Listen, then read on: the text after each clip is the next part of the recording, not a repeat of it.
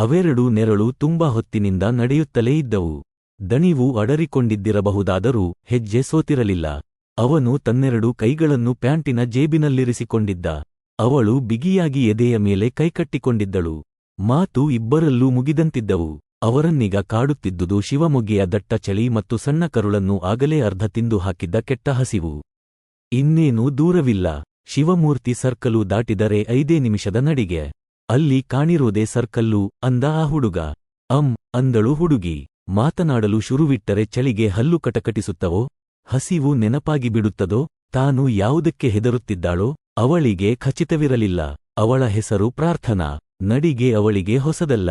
ಮೊದಲು ಚನ್ನರಾಯಪಟ್ಟಣದ ತನಕ ನಡೆದು ಬಂದಿದ್ದಳು. ತುಂಬಾ ದಣಿವೆನಿಸಿತ್ತು. ಆಮೇಲೆ ಅರಸೀಕೆರೆಯ ತನಕ ನಡೆದಳು. ಅವನು ಪ್ರತಿ ಹೆಜ್ಜೆಗೂ ಹೆಜ್ಜೆ ಬೆರೆಸಿದ್ದ. ಇನ್ನೇನು ಸ್ವಲ್ಪ ದೂರ. ಅಗೋ, ಅಲ್ಲಿ ಕಾಣಿರೋದೇ ಕಡೂರು. ಅವಡುಗಚ್ಚಿ ಸರಸರ ನಡೆದು ಬಿಟ್ಟರೆ ಬೀರೂರು. ಸ್ವಲ್ಪ ಕೂಡೋಣ, ಮರದ ನೆರಳಿಗೆ. ಏದುಸಿರು ಸವೆಯಲಿ. ಬೀಸುಗಾಲು ಹಾಕಿದರೆ ತರೀಕೆರೆ ಎಷ್ಟು ಹೊತ್ತಿನ ಮಾತು. ಶಿವಮೊಗ್ಗೆ ನಮ್ಮ ಗಮ್ಮವಾಗಬೇಕು ಡಿಯರ್. ಆಗ ಮಾತ್ರ ಭದ್ರಾವತಿ ತೀರ ಸಮೀಪದ್ದೆನಿಸಿಬಿಡುತ್ತದೆ. ಹಾಗಂತ ಅವನು ಹುರಿದುಂಬಿಸುತ್ತಲೇ ಇದ್ದ. ಶಿವಮೂರ್ತಿ ಸರ್ಕಲ್ಲು ಕಣ್ಣೆದುರಿಗಿತ್ತು. ಅವನ ಹೆಸರು ಹಿಮವಂತ್. ಇಷ್ಟು ಹೊತ್ತಿಗಾಗಲೇ ಮನೆಯಲ್ಲಿ ತನ್ನನ್ನು ಹುಡುಕುವುದು ವ್ಯರ್ಥವೆನ್ನಿಸಿ ಸುಮ್ಮನಾಗಿರುತ್ತಾರೆ. ಮಧ್ಯರಾತ್ರಿ ಮುಗಿಯುತ್ತ ಬಂದಿದೆ. ಅಂಗಳದಾಚೆಗಿನ ಕೊಟ್ಟಿಗೆಯಲ್ಲಿ ದನ ಮೆಲುಕು ಹಾಕುವುದಕ್ಕೂ ರಜೆ ಹೇಳಿ ಮಲಗಿರುತ್ತದೆ. ಮನೆಯೊಳಗಿನ ಒಳಮನೆಯ ಕಂಬಕ್ಕೆ ಅಮ್ಮ ಆತು ಕುಳಿತೇ ನಿದ್ರೆ ಹೋಗಿರುತ್ತಾಳೆ. ಅಪ್ಪ ಎಲ್ಲಿದ್ದಾನೋ. ಅಟ್ಟದ ಮೇಲೆ ಅಣ್ಣ. ಅತ್ತಿಗೆಯ ಮೇಲೊಂದು ಕಾಲು ಬಿಸಾಡಿ ಮಲಗಿರುತ್ತಾನೆ. ಪಕ್ಕದ ತೊಟ್ಟಿಲಲ್ಲಿ ಮಗು ಕೊಸ ಕೊಸ. ತಾನು ಮನೆ ಬಿಟ್ಟು ಬಂದು ಎಷ್ಟು ದಿನಗಳಾದವು? 5 6 ವಾರ ಕೂಡ ಮರೆತು ಹೋ. ಹಿಮವಂತ್ ಹೀಗೆ ಹೆಜ್ಜೆ ಬೆರೆಸಿ ಜೊತೆಗೆ ನಡೆಯದೇ ಇದ್ದಿದ್ದರೆ ದಾರಿಯಲ್ಲೇ ಎಲ್ಲೋ ಕುಸಿದು ಮಣ್ಣಾಗಿ ಹೋಗಿರುತ್ತಿದ್ದೆ ಅಂದುಕೊಂಡಳು ಪ್ರಾರ್ಥನಾ. ತರೀಕೆರೆಯ ಬಳಿ ಎಡವಿಕೊಂಡ ಹೆಬ್ಬೆಟ್ಟು ಮತ್ತೆ ಉರಿಯತೊಡಗಿದೆ. ರಕ್ತ ಒಸರುತ್ತಿರಬೇಕು. ಬಲವಂತದಿಂದ ಕಾಲೆಳೆದಳು ಪ್ರಾರ್ಥನಾ. ಅವನು ಅವಳನ್ನೊಮ್ಮೆ ಅಕ್ಕರೆಯಿಂದ ನೋಡಿ ಜೇಬಿನೊಳಗಿನ ಕೈ ಬಿಗಿ ಮಾಡಿಕೊಂಡ. ಚಳಿಗೆ ಮೂಗಿನ ತುದಿ ಮರಗಟ್ಟುತ್ತಿತ್ತು. ಯಾರು ನೀವು? ಕೇಳಿ ಬಂದ ಗೊಗ್ಗರು ದನಿಗೆ ಇಬ್ಬರು ಕ್ಷಣಕಾಲ ಬೆಚ್ಚಿದಂತೆ ನಿಂತರು. ಶಿವಮೂರ್ತಿ ಸರ್ಕಲ್ಲಿನ ಈಶಾನ್ಯ ಮೂಲೆಯಲ್ಲಿದ್ದ ಕತ್ತಲಿನಿಂದ ಅನಿರೀಕ್ಷಿತವಾಗಿ ಎದ್ದು ಬಂದಿತ್ತು ದನಿ. ಅದರ ಹಿಂದೆಯೇ ಎದ್ದು ಬಂದವನು ನೈಟು ಬೀಟಿನ ಪೊಲೀಸು ಪೇದೆ. ಮೈತುಂಬ ಕೋಟು ಧರಿಸಿದ್ದ. ಕಾಲಲ್ಲಿ ಹೆಣಭಾರದ ಬೂಟು. ಸರ್ಕಲಿನಲ್ಲಿ ಉರಿಯುತ್ತಿದ್ದ ಬೀದಿ ದೀಪದ ಬೆಳಕಿನಲ್ಲಿ ಅವನ ಮುಳ್ಳು ಮುಖ ಮತ್ತಷ್ಟು ಗಡುಸಾಗಿ ಕಾಣುತ್ತಿತ್ತು. ಯಾರು ನೀವು? ಮತ್ತೆ ಕೇಳಿದ. ಸಾಕಷ್ಟು ಹತ್ತಿರಕ್ಕೆ ಬಂದಿದ್ದ. ಬಲಗೈ ಬೆರಳ ಸಂದಿಯಲ್ಲಿ ಬೀಡಿಯೊಂದು ಕ್ರುದ್ಧಗೊಂಡು ಉರಿಯುತ್ತಿತ್ತು. ಅವಳಿಗೆ ಅದೇಕೋ ಫಕ್ಕನೆ ಅಪ್ಪ ನೆನಪಾದ. ನಾನು ಹಿಮವಂತ್. ಇವಳ ಹೆಸರು ಪ್ರಾರ್ಥನಾ. ತಣ್ಣಗಿನ ದನಿಯಲ್ಲಿ ಉತ್ತರಿಸಿದ್ದ ಹಿಮವಂತ್. ಎಲ್ಲಿಂದ ಬಂದ್ರಿ? ಪೇದೆ ಕೇಳಿದ್ದ. ಛಾಯಪಟ್ಟದಿಂದ. ಇಷ್ಟೊತ್ತಿಗೆ? ಯಾವ ಬಸ್ಸು? ಟಿಕೀಟೆಲ್ಲಿ? ಪೇದೆ ಬಾಯಲ್ಲಿ ಪ್ರಶ್ನೆಗಳಿನ್ನೂ ಇದ್ದವು. ಬಸ್ಸಿಗೆ ಬರಲಿಲ್ಲ. ನಡ್ಕೊಂಡು ಬಂದಿದೀವಿ. ಟಿಕೆಟ್ಟೆಲ್ಲಿಂದ ತರಲಿ? ಮನೆಗೆ ಹೋಗಬೇಕು. ಹಿಮವಂತ್ನ ಉತ್ತರಗಳು ನಿರರ್ಗಳ. ಮುಳ್ಳು ಮುಖದ ಪೇದೆ ತನ್ನ ಕವಳಿಕೆಗಳಲ್ಲೆಲ್ಲ ಆಶ್ಚರ್ಯ ತುಂಬಿಸಿಕೊಳ್ಳುತ್ತಿದ್ದ. ಚನ್ನರಾಯಪಟ್ಟಣದಿಂದ ನಡೆದು ಬರುವುದೆಂದರೇನು? ತಲೆಗಿಲೆ ಕೆಟ್ಟಿದೆಯಾ? ನಂಬುವ ಹಾಗಾದರೂ ಹೇಳಬೇಕು ಸುಳ್ಳು. ನಡೀರಿ ಸ್ಟೇಷನ್ನಿಗೆ. ಹುಡುಗಿನ ಹಾರಿಸಿಕೊಂಡು ಬಂದಿರೋ ಹಾಗಿದೆ. ಎಲ್ಲಾದರೂ ಮಿಸ್ಸಿಂಗ್ ಕೇಸು ದಾಖಲಾಗಿದೆಯೋ ಏನೋ? ಸಾಹೇಬ ಒಳ್ಳೆಯವನಲ್ಲ. ಎಸ್ಸೆಗಳೆಂದರೆ ಹ್ಯಾಗಿರ್ತಾರೆ ಗೊತ್ತಲ್ಲ? ಭಯಂಕರ ಸ್ಪಿಕ್ಕು. ಇನ್ನೊಂದ್ರಲ ಹೇಳ್ತೀನಿ. ನನ್ನೆಸು ಹಿಮವಂತ್. ಇವಳು ಇಬ್ಬರಿಗೂ 18 ದಾಟಿದೆ. ಬಂದು ಕರೆದರೆ ಬೆಳಗ್ಗೆ ಎಲ್ಲಿಗೆ ಬೇಕಾದರೂ ಬರ್ತೀವಿ. ಸರ್ಕಲ್ ದಾಟಿದರೆ 5 ನಿಮಿಷದ ದಾರಿ. ಶಾಂತಯ್ಯ ಅಂತ ಇದಾರಲ್ಲ ಮಂಡಿ ಮರ್ಚೆಂಟು. ಅವರ ಮನೆಯ ಹಿತ್ತಲಲ್ಲಿ ಬಾಡಿಗೆಗಿದೀನಿ. ಬಸ್ಸಿಗೆ ಬರೋಕೆ ಚಾರ್ಜಿಗಿಲ್ಲ ಅನ್ನೋ ಕಾರಣಕ್ಕೆ ನಡೆದು ಬರಲಿಲ್ಲ. ನನ್ನ ಜೇಬಿನಲ್ಲಿ 120 ರೂಪಾಯಿ ಇದೆ. ಹಿಮವಂತ್ ಮತ್ತೇನೋ ಹೇಳಲಿದ್ದ. ಮತ್ಯಾಕೆ ನಡ್ಕೊಂಡು ಬಂದ್ರಿ? ಗಪ್ಪನೆ ಬಾಯಿ ಹಾಕಿದ ಪೇದೆ. ನಾವು ಜೀವನಪರ್ಯಂತ ಒಟ್ಟಿಗೆ ಹೆಜ್ಜೆ ಹಾಕಬೇಕು. ಶಿವಮೊಗ್ಗದ ತನಕನಾದರೂ ಅವಡುಗಚ್ಚಿಕೊಂಡು ನಡೀತೀವೋ ಇಲ್ಲೋ ನೋಡೋಣ ಅಂತ. ಇನ್ನು ಬಾಕಿಯಿರೋದು 5 ನಿಮಿಷದ ನಡಿಗೆ. ಅವಳ ಹೆಬ್ಬೆರಳು ಒಡೆದು ಹೋಗಿದೆ. ನಂಗೆ ಜ್ವರ. ನೀವು ಏನೇ ಮಾಡಿದರೂ ಇವತ್ತು ಮನೆ ತಲುಪಲೇಬೇಕು. ತಡೀಬೇಡಿ ನಮ್ಮನ. ನನ್ನ ಮನೆ ಅಂಗಳದಲ್ಲಿ ನಿಂತು ನಾಳೆ ಸೂರ್ಯೋದಯ ನೋಡ್ತೀವಿ. ಈಗ ಮಾತ್ರ ಹಿಮವಂತನ ದನಿಯಲ್ಲಿ ಸಣ್ಣದೊಂದು ಉದ್ವೇಗವಿತ್ತು. ಪೇದೆ ನಿಬ್ಬೆರಗಾಗಿದ್ದ. ಅವನ ಸರ್ವೀಸಿನಲ್ಲಿ ಯಾವತ್ತೂ ಇಂಥ ಮಾತುಗಳನ್ನು ಕೇಳಿರಲಿಲ್ಲ. ಹುಡುಗನ ಮುಖವನ್ನೇ ಬೀದಿ ದೀಪದ ಬೆಳಕಿನಲ್ಲಿ ದಿಟ್ಟಿಸಿದ. ಜ್ವರ ಇದ್ದೀತೇನೋ? ಕಣ್ಣು ಮಾತ್ರ ಜಾಜ್ವಲ್ಯಮಾನವಾಗಿ ಉರಿಯುತ್ತಿದ್ದವು. ಹಿಮವಂತ ಅನ್ನೋ ಹೆಸರೇ ವಿಚಿತ್ರವಾಗಿದೆ. ಮೊದಲೇ ಗೊತ್ತಿದ್ದಿದ್ದರೆ 7 ವರ್ಷಗಳ ಹಿಂದೆ ಹುಟ್ಟಿದ ಕೊನೆಯ ಮಗುವಿಗೆ ಈ ಹೆಸರಿಡಬಹುದಾಗಿತ್ತು. ಅಲ್ಲಿಯ ತನಕ ಅದು ಕಾಯಲೇ ಇಲ್ಲ. 13ನೆಯ ದಿನದಂದು ಸತ್ತು ಹೋಗಿತ್ತು. ಅದಕ್ಕೂ ಜ್ವರವೇ ಅಲ್ಲವೇ ಬಂದದ್ದು? ಪ್ರಾರ್ಥನಾಳ ಕಾಲು ನೋಡಿದ. ಹೆಬ್ಬೆರಳು ಒಡೆದು ನೆತ್ತರು 2ನೇ ಬೆರಳಿಗೂ ಹರಡಿತ್ತು. ಅವನಿಗಿಂತ ಹೆಚ್ಚು ದಣಿದಿದ್ದಾಳೆ. ಪ್ರೇಮಿಗಳಿರಬೇಕು. ಯಾರ ಮನೆಯ ಮಗಳೋ? ಉಹುಂ, ಇದು ಮಧ್ಯರಾತ್ರಿ ಹೀಗೆ ಸಿಗುವ ಕೇಸೇ ಅಲ್ಲ. ತನ್ನ ಮಗಳು ಹೆಚ್ಚು ಕಡಿಮೆ ಇದೇ ವಯಸ್ಸಿನವಳಲ್ಲವೇ? ಮಿಸ್ಸಿಂಗ್ ಕೇಸು ಕೂಡ ಕೊಟ್ಟಿರಲಿಲ್ಲ ತಾನು. ಅವಳು ಓಡಿಹೋದ ದಿನ ಕೋಣೆಯ ಬಾಗಿಲು ಹಾಕಿಕೊಂಡು ಒಬ್ಬನೇ ತುಂಬ ಹೊತ್ತು ಅತ್ತಿದ್ದ. ಹಿಂತಿರುಗಿ ಬಂದಾಗ ಅವಳು ಹೊಟ್ಟೆ ತುಂಬ ಬಸುರಿ, ಅಬ್ಬಾ ಜಾನ್ ಅಂತ ತನ್ನನ್ನು ತಬ್ಬಿಕೊಂಡು ಎದೆಯಗಲಕ್ಕೂ ಅತ್ತಿದ್ದಳು. ಅವಳ ಮೇಲಿನ ಮುನಿಸೆಲ್ಲ ಮರೆತು ಬೇಟಿ ಬೇಟಿ ಮೇರಿ ಪ್ಯಾರಿ ಬಚ್ಚಿ ಅಂತ ಮೈದಡವಿ ಸಮಾಧಾನ ಹೇಳಿರಲಿಲ್ಲವೇ? ಈಗ ಹೆರಿಗೆಯಾಗಿದೆ. ಅವನು ಬಂದು ಹೋಗುತ್ತಾನೆ. ಓಡಿಸಿಕೊಂಡು ಹೋದರೇನಂತೆ? ಚೆನ್ನಾಗೇ ನೋಡಿಕೊಳ್ಳುತ್ತಾನೆ. ಅದೇನೇ ಇರಲಿ, ಚನ್ನರಾಯಪಟ್ಟಣದಿಂದ ನಡೆಸಿಕೊಂಡು ಬಂದೆ ಅಂತಾನಲ್ಲ. ಇವನಿಗೇನು ಹುಚ್ಚ? ಪ್ರೀತಿಗೊಂದು ಶಕ್ತಿಯಿರುತ್ತೆ. ಅದನ್ನ ಪರೀಕ್ಷಿಸಿಕೊಳ್ಳೋದು ಹುಚ್ಚೇ ಆದರೆ ನಮ್ಮಿಬ್ಬರಿಗೂ ಹುಚ್ಚುವಂತಲೇ ತಿಳ್ಳಳ್ಳಿ. ವಿಪರೀತ ಚಳಿ. ನಾವು ಮನೆಗೆ ಹೋಗ್ತೀವಿ ಅಂದುಬಿಟ್ಟ ಹಿಮವಂತ್. ಹೋಗು ಮಾರಾಯ, ಏನು ಪ್ರೀತಿನೋ ಎಂಥ ಶಕೀನೋ, ಸರಹೊತ್ತಲ್ಲಿ ಹೆಣ್ಣಮಗೂನ ನಡೆಸಿಕೆಂಡು ಕರಂಬಂದಿದೀಯಲ್ಲ, ತಲೆ ಸರಿಯಿಲ್ಲ ನಿಂಗೆ. ಪೇದೆ ವಟಗುಟ್ಟುವ ದನಿಯಲ್ಲಿ ಸ್ವಗತಕ್ಕೆ ಬಿದ್ದ. ಕೈಲಿದ್ದ ಬೀಡಿ ಅಲ್ಲೇ ಆರಿತ್ತು. ಅವರಿಬ್ಬರೂ ಅವನನ್ನು ದಾಟಿಕೊಂಡು ನಡೆದು ಹೋದರು. ಅವನು ಅದೇಕೋ ವಟಗುಟ್ಟುತ್ತಲೇ ಇದ್ದ. ಆರಿದ ಬೀಡಿಗೆ ಬೆಂಕಿ ಕೊಟ್ಟ. ಅವನ ಹೆಸರು ರಸೂಲ್ ಜಮಾದಾರ. ಮುಂದೊಂದು ದಿನ ಅದೇ ಶಿವಮೂರ್ತಿ ಸರ್ಕಲಿನಿಂದ ಹೊರಟ 3 ಜನರ ಬದುಕು ತಮ್ಮನ್ನು ಯಾರೂ ಊಹಿಸಲಾಗದ ಗಮ್ಮಗಳಿಗೆ ತಲುಪಿಸಲಿದೆ ಎಂದು, ತಾವು 3 ಜನ ತಮ್ಮದೇ ಆದ ವಿಲಕ್ಷಣ ಪಾತ್ರಗಳನ್ನು ನಿಭಾಯಿಸಲಿದ್ದಾರೆಂದು ಆ 3ರ ಪೈಕಿ ಯಾರೊಬ್ಬರಿಗೂ ಆ ಕ್ಷಣಕ್ಕೆ ಅನ್ನಿಸಿರಲಿಲ್ಲ. ರಾತ್ರಿಯ 3ನೆಯ ಜಾವ ಹಾಗೆ ಆರಂಭವಾಗಿತ್ತು. ಅಂಥ ಕತ್ತಲಿನಲ್ಲೂ ಕಿಸೆಯಿಂದ ಬೀಗದ ಕೈತೆಗೆದು ಅದನ್ನು ಬೀಗದ ಕಣ್ಣಿಗೆ ಚುಚ್ಚಿ ಕರಾರುವಾಕ್ಕಾಗಿ ಬಾಗಿಲು ತೆಗೆದು ಕೋಣೆಯ ಸ್ವಿಚ್ಚು ಹಾಕಿದ್ದ ಹಿಮವಂತ್. ಬಾಗಿಲಲ್ಲಿ ನಿಂತುಕೊಂಡೇ ಹೆಬ್ಬೆರಳಿನ ಗಾಯ ನೋಡಿಕೊಂಡಳು ಪ್ರಾರ್ಥನಾ. ಒಟ್ಟು ನಡೆದದ್ದು ಎಷ್ಟು ಕಿಲೋಮೀಟರು? ನಮ್ಮ ಪ್ರೇಮಕ್ಕೆ ಶಕ್ತಿಯಿರುವುದು ಹೌದಾ? ಸಪ್ತಪದಿಗೆ ಮುಂಚೆ ಹಾಕಿದ ಹೆಜ್ಜೆಗಳೆಷ್ಟು? ಎಣಿಸಿದವರಾರು?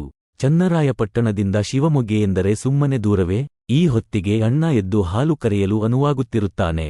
ಅಮ್ಮ ಕಣ್ಣೀರು ಒರೆಸಿಕೊಂಡಿರುತ್ತಾಳೆ. ಅವರಿನ್ನೂ ಹುಡುಕುವುದಿಲ್ಲ. ಪ್ರಾರ್ಥನಾ ಹಾಗೆ ಆಲೋಚಿಸುತ್ತಾ ಬಾಗಿಲಲ್ಲೇ ನಿಂತಿದ್ದರೆ ಹಿಮವಂತ್ ಕೋಣೆಯ ಪುಟ್ಟ ಕಿಟಕಿಗಳೆರಡನ್ನೂ ತೆರೆದು ಹೊಸ ಗಾಳಿಗೆ ಜಾಗ ಮಾಡಿಕೊಟ್ಟ. ಮೂಲೆಯಲ್ಲೇ ಪುಟ್ಟ ಬಚ್ಚಲಲ್ಲಿ ಕಾಲು ತೋಯಿಸಿಕೊಂಡ. ಅವಸರವಸರವಾಗಿ ಪ್ಯಾಂಟು ಬದಲಿಸಿ ಬಣ್ಣದ್ದೊಂದು ಲುಂಗಿಯುಟ್ಟುಕೊಂಡು ಕುಕ್ಕರಗಾಲಲ್ಲಿ ಕುಳಿತು ಸದ್ದಿಲ್ಲದೆ ಉರಿಯುವ ಸ್ಟೋವ್ ಹಚ್ಚಿ ಅಲ್ಕುಮಿನಿಯಂ ತಪ್ಪಲೆಯೊಂದರಲ್ಲಿ ನೀರು ಕಾಯಲು ಇಟ್ಟ. ಅದೇಕೋ ಪ್ರಾರ್ಥನಾ ಬಾಗಿಲಲ್ಲಿ ನಿಂತವಳು ಒಂದು ಕ್ಷಣದ ಮಟ್ಟಿಗೆ ಗೊಂದಲಕ್ಕೆ ಬಿದ್ದವಳಂತೆ ನಿಂತಲ್ಲೇ ಹರಿದಾಡಿದಳು. ಬಾ ಒಳಕ್ಕೆ, ಇವತ್ತಿನಿಂದ, ಈ ಅಪರಾತ್ರಿಯ ನಿಮಿಷದಿಂದಲೇ ನಾವು ಹೊಸ ಬದುಕು ಕಟ್ಟಿಕೊಳ್ಳಬೇಕು ಪ್ರಾರ್ಥನಾ. ಇದೇ ಪುಟ್ಟ ಕೋಣೆಯಿಂದ ಸ್ಟೋವಿನ ಮೇಲೆ ನೀರಿಟ್ಟು ಎದ್ದು ನಿಂತ ಹಿಮವಂತ್. ಯಾವ ದೇವತೆಗಳು ತಥಾಸ್ತು ಅಂದರೋ? ಎಡಗಾಲು ಇಟ್ಟುಬಿಟ್ಟೆ ಅನ್ಸುತ್ತೆ. ಪ್ರಾರ್ಥನಾ ತೊದಲಿದಳು.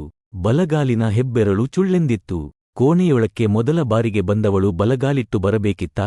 ಶಕುನ ಸರಿಯಾಗಲಿಲ್ಲವಾ? ನಗುತ್ತಿದ್ದ ಹಿಮವಂತ್. ಅದು ಬಲಗಾಲಿನ ಜೊತೆಯಲ್ಲೇ ಹುಟ್ಟಿದೆ. ಅಶುಭ ಅನ್ನೋದಾದರೆ ಫೋಟೋದಲ್ಲಿನ ಭಗವಂತನಿಗೆ ಎಡಗಾಲು ಇರಲೇಬಾರದಾಗಿತ್ತು. ತೆಪ್ಪಗೆ ಅಲ್ಲಿರೋ ಕುರ್ಚಿ ಬಿಚ್ಚಿಕೊಂಡು ಕೂಳ್ಳೋ ಬಲಗಾಲು ಗಾಯ ಮಾಡಿಕೊಂಡಿದೆ. ಅದಕ್ಕೆ ಮದ್ದು ಮಾಡ್ತೀನಿ, ಮುದ್ದು ಮಾಡ್ತೀನಿ. ಕೊಂಚ ರಿಲ್ಕಾಕ್ಸಾಗು. ಮೊದಲು ಚುರು ಚುರು ಉರಿಯುತ್ತೆ, ಆಮೇಲೆ ಹಿತ ಅನ್ಸುತ್ತೆ. ಹೀಗಿಡು ಕಾಲು. ನೀರು ತುಂಬಾ ಬಿಸಿಯಾಗೇನಿಲ್ಲ. ಉಗುರು ಬೆಚ್ಚಗೆ ಅಂತಾರಲ್ಲ, ಉಗುರೇ ಪೆಟ್ಟು ಮಾಡಿಕೊಂಡಿರೋದು. 2 ಹನಿ ಡೆಟಾಲು, ಬ್ಯಾಂಡೇಜು ಸುತ್ತಿದರೆ ಗಾಯ ಒಳಗೆ ಮುದಿಬೀಳುತ್ತೆ. 5ನೇ ದಿನ ಬಿಚ್ಚಿ ನೋಡಿದರೆ ಕೀವು ಕೀವು, ಆರಾಮಾಗಿ ಕಾಲಿಡು. ಬಕೀಟಿನಲ್ಲಿ ಕಾಲು ಮುಳುಗಿಸಿಕೊಂಡು ಕೂತರೆ ಆ ಹಿತವೇ ಬೇರೆ. ಹೊರಗಡೆ ಪ್ರಾಣ ಹೋಗೋಷ್ಟು ಚಳಿಯಿದೆ ಅನ್ನುತ್ತಾ ಎದ್ದು ಹೋಗಿ ಬಾಗಿಲು ಮುಂದು ಮಾಡಿದ. ಕಂಪೌಂಡಿನಾಚೆಗೆ ನಿಶ್ಚಲವಾಗಿ ಮರದಡಿಯ ಕತ್ತಲಲ್ಲಿ ಆತನಕ ನಿಂತಿದ್ದ ರಸೂಲ್ ಜಮಾದಾರ ಕದಲಿದ್ದು ಕಾಣಿಸಿತು. ಆಮೇಲೆ ಕದಲಿದ್ದು ಅವನ ಹಳೇ ಸೈಕಲ್ಲು. ಕಡೆಗೆ ಕೇಳಿಸಿದ್ದು ಅವನದೊಂದು ಸಮಾಧಾನದ ನಿಟ್ಟುಸಿರು. ಹಿಮವಂತ್ ಅವಳ ಪಾದಗಳೆರಡನ್ನೂ ತೋಯಿಸಿದ್ದ. ಹೆಬ್ಬೆರಳು ಡೆಟಾಲು ನುಂಗಿ ಸಣ್ಣಗೆ ಕಿರುಚಿಕೊಂಡು ಆಮೇಲೆ ಸುಮ್ಮನಾಗಿತ್ತು. ಬಕೀಟಿನಲ್ಲಿ ಮುಳುಗಿದ ಅವಳ ಪಾದಗಳೆರಡನ್ನೂ ಹಿತವಾಗಿ ತೊಳೆದಿದ್ದ.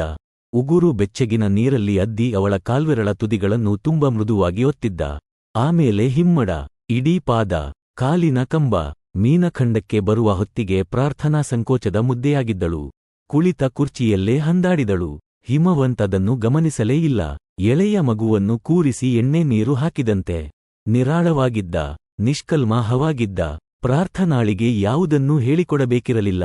ಹೆಣ್ಣು ಜನುಮಕ್ಕೆ ಅದು ಹುಟ್ಟಿನಿಂದಲೇ ಬಂದ ವಿದ್ಯೆ. ಯಾವ ಗಂಡಸು ಯಾವ ಕೈಯಿಂದ ಹೇಗೆ ಮುಟ್ಟುತ್ತಾನೆ ಎಂಬುದು ಅದೊಂದು ಸ್ಪರ್ಶದಿಂದಲೇ ಅರ್ಥ ಮಾಡಿಕೊಂಡು ಬಿಡುವ ವಿದ್ಯೆ ಒಬ್ಬ ಪ್ರಾರ್ಥನಾಳಿಗೆ ಅಲ್ಲ. ಜಗತ್ತಿನ ಎಲ್ಲ ಹೆಂಗಸರಿಗೂ ಗೊತ್ತು, ಪ್ರತಿ ಸ್ಪರ್ಶದ ಹಿಂದೆಯೂ ಒಂದು ಭಾವವಿರುತ್ತದೆ. ಹಿಮವಂತ್ ಹೇಳಿದ್ದು ನಿಜ. ಎಡಗಾಲು ಕೂಡ ಬಲಗಾಲಿನ ಜೊತೆಯಲ್ಲೇ ಹುಟ್ಟಿರುತ್ತದೆ. ಯಾವುದೂ ಅಶುಭವಲ್ಲ ಅವನ ಸ್ಪರ್ಶದ ಹಾಗೆ. ಎಲ್ಲವೂ ನಿಷ್ಕಲ್ಮಶ. 5 ನಿಮಿಷ ನಾನು ಧ್ಯಾನ ಮಾಡ್ತೀನಿ.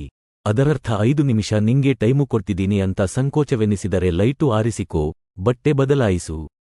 ಲೈಟು ಆರಿಸೋಕೆ ಮುಂದೆ ಹ್ಯಾಂಗರಿಗಿರೋ ನನ್ನ 3 ಅಂಗಿ ಮತ್ತು 1 ಜುಬ್ಬಾಗಳ ಪೈಕಿ ನಿಂಗೆ ಯಾವುದು ಬೇಕೋ ಅದನ್ನ ಆರಿಸಿಕೋ. ಇರೋದು ಒಂದೇ ಲುಂಗಿ, ನಾನು ಬೇಕಾದರೆ ಪ್ಯಾಂಟು ಹಾಕ್ಕೊಂಡೇ ಮಲಗ್ತೀನಿ. ನೀನು ಉಟ್ಟುಕೋಬಹುದು. ಮಲಗಲಿಕ್ಕೆ ಇರೋದು ಒಂದೇ ಚಾಪೆ. ನೀನು ಆ ಕಡೆಗೆ ತಿರುಗಿ ಮಲಗಿದರೆ ಅದೇ ಪ್ರೈವೆಸಿ. ನಿದ್ದೆಲಿ ನಾನು ಹೊರಳಾಡುವುದಿಲ್ಲ. ಆಗಿರೋ ದಣಿವಿಗೆ ನಿಂಗೆ ನಿದ್ದೆ ಬರೋದು ಕಷ್ಟವಲ್ಲ. ಊಟ ನೆನಪು ಮಾಡಿಕೋಬ್ಯಾಡ. ಕರುಳಿಗೆ ಅನ್ನ ಬೇಕು ಅನಿಸುತ್ತೆ. ಬೆಳಗಾದ ಕೂಡಲೇ ಹೊಟೇಲಿನಿಂದ ಇಡೀ ತರ್ತೀನಿ. ಗುಡ್ ನೈಟ್ ಅಂದವನೇ ಕೋಣೆಯ ಮಧ್ಯದಲ್ಲಿ ಪದ್ಮಾಸನ ಹಾಕಿಕೊಂಡು ಕುಳ. ಕಣ್ಮುಚ್ಚಿದ. ಲುಂಗಿ ನೀನೇ ಉಟ್ಟುಕೋ, ನಾನು ಪೆಟ್ಟಿಕೋಟಿನ ಮೇಲೆ ಜುಬ್ಬ ಹಾಕ್ಕೋತೀನಿ. ಹೆಂಗಸರು ಸಂಕೋಚ ಮಾಡಿಕೊಂಡು ಲೈಟು ಆರಿಸೋದಿಲ್ಲ. ಹೆದರಿಕೊಂಡು ದೀಪ ತೆಗೀತಾರೆ. ನಂಗೆ ನಿನ್ನ ಬಗ್ಗೆ ಹೆದರಿಕೆಗಳಿಲ್ಲ, ನನ್ನ ಬಗ್ಗೆ ನಂಬಿಕೆಯಿದೆ. Good night ಅಂದವಳೆ ಕುರ್ಚಿಯಿಂದ ಮೇಲೆದ್ದಳು. ಕಾಲು ತೋಯಿಸಿದ ನೀರು ಬಚ್ಚಲಿಗೆ ಹರಿಯಿತು. ಅವನು ಬೆನ್ನು ನಿಡಿದಾಗಿಸಿಕೊಂಡು ನೆಲದೊಳಗಿನಿಂದ ಉದ್ಭವವಾದನೇನೋ ಎಂಬಂತೆ ಸ್ಥಿರವಾಗಿ ಕುಳಿತು ಮುಚ್ಚಿದ ಕಣ್ಣುಗಳ ಹಿಂದೆ ಧ್ಯಾನ ದೀಪ ಬೆಳಗಿಸಿಕೊಳ್ಳುತ್ತಿದ್ದರೆ ಪ್ರಾರ್ಥನಾ ಆ ಬೆಳಕಿನಲ್ಲೇ ಸಂಕೋಚವಿಲ್ಲದೆ ಬಟ್ಟೆ ಬದಲಿಸಿದಳು. ಬಿಳಿ ಪೆಟ್ಟಿಕೋಟಿನ ಮೇಲೆ ಕಡು ಹಸಿರು ಬಣ್ಣದ ಒರಟು ಖದ್ದರು ಜುಬ್ಬ, ತೋಳುಗಳು ತೀರ ಉದ್ದ ಅನ್ನಿಸಿದಾಗ ಮೊಳಕ್ಕೆ ಕಡೆಗೆ ಮಡಚಿಕೊಂಡಳು. ಹೆಬ್ಬೆರಳ ಉರಿ ಕಡಿಮೆಯಾಗಿತ್ತು, ಪಾದಗಳು ಮೃದುವಾಗಿದ್ದವು. 5 ನಿಮಿಷದಲ್ಲಿ ಎಂಥ ಕನ್ಫರ್ಟ್ ಕೊಟ್ಟುಬಿಟ್ಟ ಹಿಮವಂತ್. ಹಾಸಿದ ಚಾಪೆಯ ಮೇಲೆ ಸ್ವಲ್ಪ ಹೊತ್ತು ಸುಮ್ಮನೆ ಕುಳಿತಿದ್ದಳು. ಕಣ್ಣಲ್ಲಿ ನಿದ್ದೆ ಸುರಿಯುತ್ತಿತ್ತು. ಅವಳ ಸೌಂದರ್ಯಕ್ಕೆ ಆ ಅರ್ಧರಾತ್ರಿ ಕೂಡ ಬೆರಗಾದಂತಿತ್ತು. ಹಚ್ಚಿಟ್ಟ ದೀಪಕ್ಕೆ ಹಾಲು ಬೆರೆಸಿದಂಥ ಬಣ್ಣ. ತನಗಿರುವ ಶ್ರದ್ಧೆಯನ್ನೆಲ್ಲ ಬಳಸಿ ಅವಳ ರೂಪು ತಿದ್ದಿರಬೇಕು ಭಗವಂತ. ಪ್ರಾರ್ಥನಾಳ ಕಣ್ಣುಗಳಲ್ಲಿದ್ದುದು ಸಾತ್ವಿಕ ಚೆಲುವು, ನಕ್ಕರೆ ಅದೆಂಥದೋ ಸೌಮ್ಯ ಕಳೆ. ಒಂದು ಕೆನ್ನೆಯ ಮೇಲೆ ಮಾತ್ರ ಗುಳಿ ನೆಗ್ಗುತ್ತದೆ. ಮುಂದಲೆಯಲ್ಲಿ ಸುಳಿದಿರುಗಿದ ಮಿನ್ನಾಗರಗಳಂತಹ ದಟ್ಟ ಗುಂಗುರು ಕೂದಲು. ಅವಳ ಹುಬ್ಬುಗಳಲ್ಲಿ ಒಂದು ಕಾಡೆನ್ನು ಸರಿದಾಡುತ್ತದೆ. ಕೆಳತುಟಿಗೆ ಮೆತ್ತಿಕೊಂಡಂತಿರುವ ಪುಟ್ಟ ಮಚ್ಚೆಯಲ್ಲಿ ಅದೆಂಥದೋ ಅಮಾಯಕತೆ. ಹಿಮವಂತ್ ಇಷ್ಟಪಟ್ಟಿದ್ದೇ ಅದನ್ನ ಪಕ್ವಗೊಂಡ ವ್ಯಕ್ತಿತ್ವದ ಹುಡುಗಿಯರಲ್ಲಿ ಈ ಅಮಾಯಕತೆ ಸತ್ತು ಹೋಗಿರುತ್ತದೆ. ಬುದ್ಧಿ ಬೆಳೆಯದ ಸುಂದರಿಯರ ಮುಖದಲ್ಲಿ ತೇಲುವುದು ಅಮಾಯಕತೆಯಲ್ಲ, ದಡ್ಡತನ. ಕಾಡೆನ್ನು ಮತ್ತು ಅಮಾಯಕತೆಗಳೆರಡು ಬೆರೆತ ಮುಖದಲ್ಲಿ ಮಾತ್ರ ಚೆಲುವು ನೆಲೆಸುತ್ತದೆ. ಹಾಗಂತ ಅವನೇ ಹೇಳಿದ್ದ. ಹಾಗಂದುಕೊಳ್ಳುತ್ತಿದ್ದಾಗಲೇ ಅವಳಿಗೆ ನಿದ್ರೆ. ಸುಮ್ಮನಿತ್ತು ಶಿವಮೊಗ್ಗ. ಹಾಗೆ ಚನ್ನರಾಯಪಟ್ಟಣದಿಂದ ಹೊರಟು ಅಪರಾತ್ರಿಯಲ್ಲಿ 2 ಅಸ್ಪಷ್ಟ ನೆರಳುಗಳು ನಡೆದು ಬಂದು ಶಿವಮೂರ್ತಿ ಸರ್ಕಲ್ಲಿನ ಸಮೀಪದ ಮಂಡಿ ಮರ್ಚೆಂಟು ಶಾಂತಯ್ಯನವರ ಮನೆಯ ಹಿತ್ತಿಲಲ್ಲಿದ್ದ ಪುಟ್ಟ ಕೋಣೆಯೊಳಕ್ಕೆ ದಾಖಲಾದುದನ್ನು ಯಾರೂ ಆಸ್ಥೆಯಿಂದ ಗಮನಿಸಿರಲಿಲ್ಲ, ಒಬ್ಬ ರಸೂಲ್ ಜಮಾದಾರನ ಹೊರತಾಗಿ. ಅವನು ಸದ್ದು ಮಾಡದೆ ನಡೆದು ಬಂದು ಕಂಪೌಂಡಿನಾಚೆಗೆ ನಿಂತು ಅವರಿಬ್ಬರು ಕೋಣೆ ತಲುಪಿದುದನ್ನು ಖಾತರಿ ಮಾಡಿಕೊಂಡೇ ಹಿಂತಿರುಗಿದ್ದ. ಆ ನೆರಳುಗಳಿಗೆ ಇಡೀ ಜಗತ್ತಿನಲ್ಲಿ ಮತ್ತೊಂದು ಆಸರೆ ಇರಲಿಲ್ಲ. ಒಂದು ನೆರಳು ನಿಸ್ಸಹಾಯಕತೆಯಿಂದ ಕೈಚಾಚಿತ್ತು, ಇನ್ನೊಂದು ನೆರಳು ಸಮ್ಮತಿಯಿಂದ ಕೈಹಿಡಿದಿತ್ತು. ನಿಜಕ್ಕೂ ನನಗೊಂದು ಬದುಕು ಕೊಡುತ್ತೀಯಾ ಹಿಮವಂತ್? ಮೊದಲ ಭೇಟಿಯ ನಂತರದ ದಿನಗಳಲ್ಲಿ ಹಾಗಂತ ಕೇಳಿದ್ದಳು ಪ್ರಾರ್ಥನಾ. ಗೊತ್ತಿಲ್ಲ, ಆದರೆ ಬದುಕು ನನಗೆ ಕೊಟ್ಟಿದ್ದನ್ನೆಲ್ಲ ನಿರ್ವಂಚನೆಯಿಂದ ನಿನಗೆ ಕೊಟ್ಟುಬಿಡಬಲ್ಲೆ. ಅದಕ್ಕೆ ಬದಲಾಗಿ ನೀನು ನನಗೇನು ಕೊಡ್ತೀಯಾ ಅಂತ ನಾನು ಕೇಳುವುದಿಲ್ಲ, ಏಕೆಂದರೆ ಬದುಕು ಲೇವಾದೇವಿಯಲ್ಲ. ಒಬ್ಬರು ಕೊಡುವಂಥದ್ದು ಅಲ್ಲ, ಇನ್ನೊಬ್ಬರು ಇಸಿದುಕೊಳ್ಳುವಂಥದ್ದು ಅಲ್ಲ, ಅದು ಕಟ್ಟಿಕೊಳ್ಳುವಂಥದ್ದು. ನಿನ್ನ ಮನೆಯಿಂದ ಎದ್ದು ಬಾ, ಒಂದು ನರಕ ಅಲ್ಲಿಗೆ ಮುಗಿಯಲಿ. ಚನ್ನರಾಯಪಟ್ಟಣದ ಬಸ್ ಸ್ಟ್ಯಾಂಡಿನಲ್ಲಿ ನಿನಗೋಸ್ಕರ ಕಾದಿರುತ್ತೇನೆ. ಶಿವಮೊಗ್ಗ ತಲುಪಲು 1000 ಬಸ್ಸುಗಳಿರಬಹುದು, 10 ಅಡ್ಡರಸ್ತೆಗಳಿರಬಹುದು, ಆದರೆ ನೆನಪಿರಲಿ, ನಾವು ನಡೆದೇ ಹೋಗಬೇಕು. ರಾಜ ಬೀದಿಯಲ್ಲೇ ನಡೆಯಬೇಕು. ಚನ್ನರಾಯಪಟ್ಟಣದಿಂದ ಶಿವಮೊಗ್ಗ ತಲುಪುವ ತನಕ ಯಾವ ಕನಸು ಬೇಕಾದರೂ ಕಾಣು ಪ್ರಾರ್ಥನಾ. ಶಿವಮೊಗ್ಗೆಯ ನನ್ನ ಮನೆಯ ಹೊಸ್ತಿಲೊಳಕ್ಕೆ ಕಾಲಿಟ್ಟ ಕ್ಷಣದಿಂದ ಕನಸು ಮುಗಿಯುತ್ತದೆ, ಬದುಕು ಆರಂಭವಾಗುತ್ತದೆ. ನನ್ನ ಕೋಣೆಗೆ ಬಂದಿರು, ಅದಿನ್ನು ಮೇಲೆ ನಿನ್ನದು. ನನ್ನ ಬದುಕಿಗೆ ಬಂದಿರು, ಅದಿನ್ನು ಮೇಲೆ ನಮ್ಮಿಬ್ಬರದು. ಇಷ್ಟಕ್ಕೂ ನಿನಗೆ ನಾನೇನಾಗಬೇಕು ಪ್ರಾರ್ಥನಾ? ನನಗೆ ಗೊತ್ತಿಲ್ಲ.